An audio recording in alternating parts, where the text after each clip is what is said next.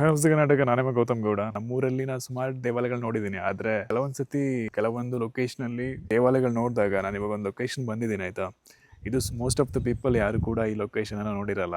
ಈ ಊರ ಹೆಸರು ಏನೋ ಕೇಳಿರ್ಬೋದೇನೋ, ಆದರೆ ಈ ದೇವಾಲಯ ರೀಸೆಂಟಾಗಿ ಒಂದು 3 ಮಂತ್ಸಿಂದ ಮುಂಚೆ ಸಣ್ಣ ಗುಡಿ ಇತ್ತು, ಇವಾಗ ಒಂದು ದೊಡ್ಡದಾಗಿ ಕಟ್ಟಿದ್ದಾರೆ. ಫಸ್ಟ್ ಲೊಕೇಶನ್ ನೋಡಿ ಆಯ್ತಾ, ಬ್ಯಾಕ್ ಸೈಡಲ್ಲಿ ಹೇಗಿದೆ ಅಂತ, ಹೆಂಗಿದೆ ನೋಡಿ.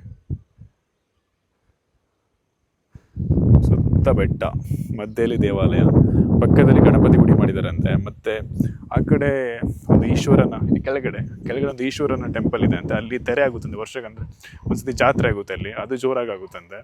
ಅಲ್ಲಿಂದ ಮೆಟ್ಲಿತ್ತು ಏನಾಡಿದ್ರೆ ಪೂರ್ತಿ ಇವಾಗೆಲ್ಲ ರೆನೋವೇಷನ್ ಮಾಡಿ ಇದನ್ನೆಲ್ಲ ತೆಗೆದಿದ್ದಾರೆ.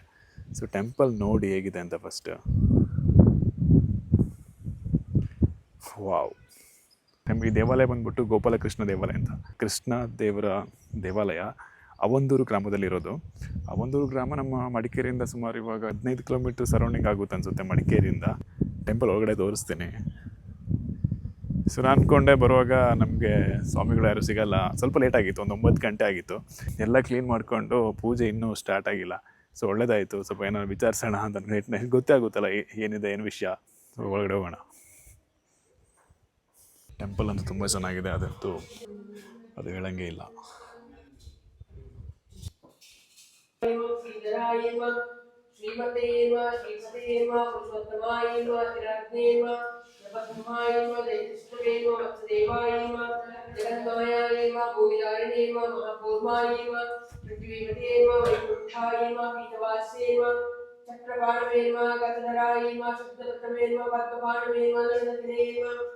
ಗೋಪಾಲಕೃಷ್ಣ ಈಗ 3 ಶತಮಾನದಿಂದ 7 ಶತಮಾನದಿಂದ ಇಲ್ಲಿ ಉಂಟು. 3 ಶತಮಾನಗಳವರೆಗೆ ಋಷಿಮುನಿಗಳು ಪೂಜೆ ಮಾಡ್ಕೊಂಡಿದ್ರು ಅಂತೇಳಿ ಈಗ ಮಾಹಿತಿ. 24ನೇ ಇಸ್ವಿ ಜೂನು 10, 11, 12ಕ್ಕೆ ಇಲ್ಲಿ ಸುವರ್ಣ ಪ್ರಶ್ನೆ ಇಟ್ಟಿದ್ರು. ಅವರ ಜ್ಯೋತಿಷ್ಯರ ಒಂದು ಮಾಹಿತಿಯ ಪ್ರಕಾರ ನಮಗೆ ತಿಳಿದು ಬಂದಿದೆ. 3 ಶತಮಾನಗಳಿಂದ ಹಿಂದೆ ಋಷಿಮುನಿಗಳು ಇಲ್ಲಿ ಸಮಾಧಿಯಾಗಿದ್ದಾರೆ ಅಂತೆ. ಇದು ಹಳೆ ದೇವಸ್ಥಾನದಲ್ಲಿ ಇಲ್ಲಿ ಸಮಾಧಿಯಾಗಿದ್ದಾರೆ. ನಂತರ ಅದು ದೇವಸ್ಥಾನ ಹುಲ್ಲು ಹಾಕಿದ ದೇವಸ್ಥಾನ ಬೆಂಕಿ ಹಿಡಿದೋಗಿ 3ನೇ ಸಲ ಈಗ ಇದು ಜೀರ್ಣೋದ್ಧಾರ ಮಾಡಿದೆ. ಟೆಂಪಲ್ ಒಳಗಡೆ ತುಂಬ ಚೆನ್ನಾಗಿದೆ, ಮತ್ತು ಅದೇನೋ ಹೊಸದಾಗಿ ಮಾಡಿದ್ದಾರೆ, ಚೆನ್ನಾಗಿದೆ. ನೋಡಿ ಒಂದ್ಸತಿ ಹೇಗಿದೆ ಅಂತೇಳಿ. ಟೆಂಪಲ್ ಒಂದು ಸುತ್ತ ಬರೋಣ. ಕೃಷ್ಣನ್ ಟೆಂಪಲ್ಗೆ ನಾನು ಅಂದರೆ ಉಡುಪಿಯಲ್ಲಿ ಹೋಗಿದ್ದು ಬಿಟ್ಟರೆ ನಮ್ಮೂರಲ್ಲಿ ಗೊತ್ತಿಲ್ಲ. ಇದೇ ಫಸ್ಟ್ ನಾನು ನೋಡಿರೋದು, ಬೇರೆ ಇದೇನೋ ಗೊತ್ತಿಲ್ಲ.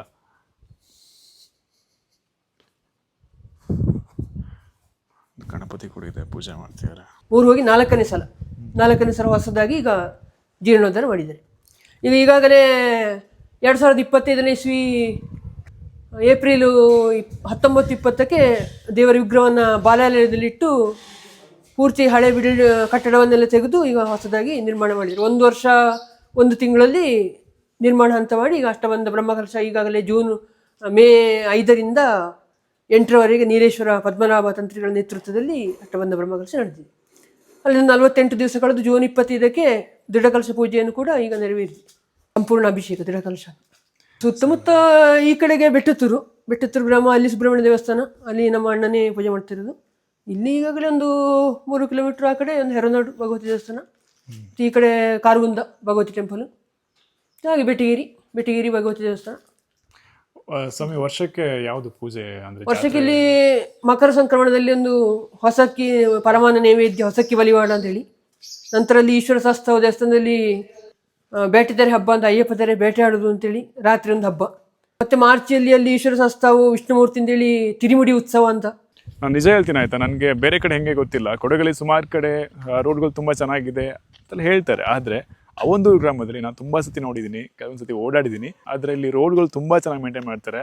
ಇಲ್ಲಿನ ಊರಿನವರು ಮಳೆಗಾಲದ ಟೈಮಲ್ಲಿ ಏನು ಮಾಡ್ತಾರೆ ಅಂದರೆ, ಈ ಕಾಡುಗಳೆಲ್ಲ ಇದೆಲ್ಲ ಸುತ್ತಮುತ್ತೆಲ್ಲ ಕ್ಲೀನ್ ಮಾಡ್ತಾರೆ. ಈ ಕಡೆ ಇನ್ನೊಂದು ಕಡೆ ನೋಡಿದೆ ನಾನು, ಕಂಪ್ಲೀಟ್ ಊರವರೇ ಸೇರಿ ಎಲ್ಲ ಬೇಲಿಗಳನ್ನ ಕಡಿತಾರೆ, ರೋಡ್ನ ಕ್ಲೀನ್ ಮಾಡ್ತಾರೆ. ಕರೆಂಟ್ ಕಂಬ ಅಕ್ಕಪಕ್ಕ ಏನಿದೆ ಅದೆಲ್ಲ ಮರ ಕಪಾತ್ ಮಾಡ್ತಾರೆ.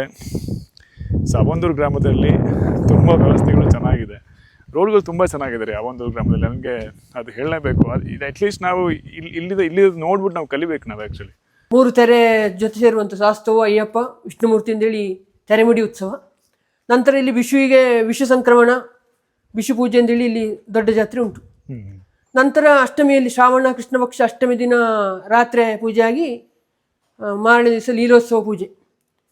ಮತ್ತು ಹುತ್ರಿಯಲ್ಲಿ ಕದ್ರು ತಗೊಂಡು ಬರೋದು, ಹುತ್ರಿ ಪೂಜೆ ಉಂಟು. ಮತ್ತು ಬಂದಂಥ ಭಕ್ತಾದಿಗಳು ಏನಾದ್ರು ವಿಶೇಷ ಸೇವೆ ಮಾಡಿಸ್ತಿದ್ರೆ ಅದು ನಡೀತದೆ.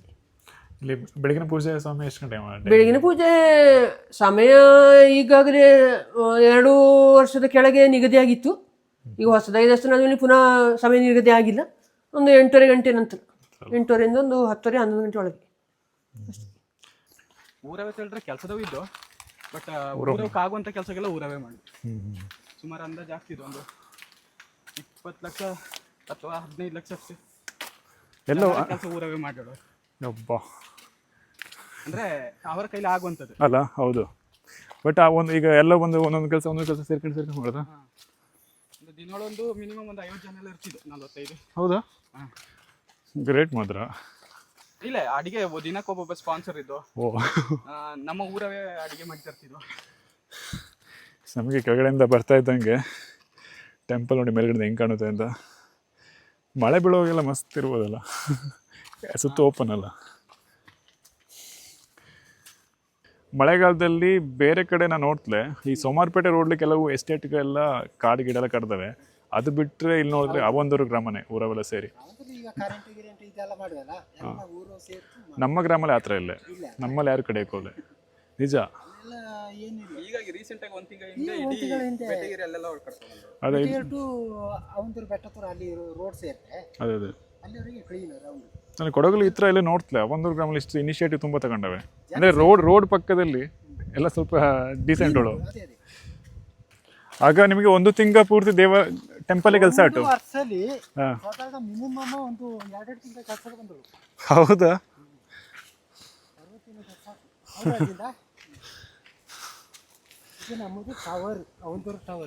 ಅವೊಂದೂರು ಟವರ್ BSNL ಅಲ್ಲ ಇದು. ಇಲ್ಲಿ ಅಂತ ಸ್ಟೇಟ್ ಎಂತ ಹೇಳ್ದಪ್ಪ ಅವಾಗ ಶೂಟಿಂಗ್ ಅದನ್ನ.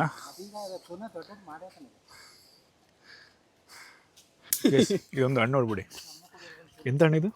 ಕರ್ಮಜಿ. ಹುಡಿ ಹೇಗೆ ಚೆನ್ನಾಗಿದೆ, ಅದು ಬೇರೆ ವಿಷಯ ಅಲ್ಲ. ಲೈಕ್ ಅಂದರೆ ಈಗ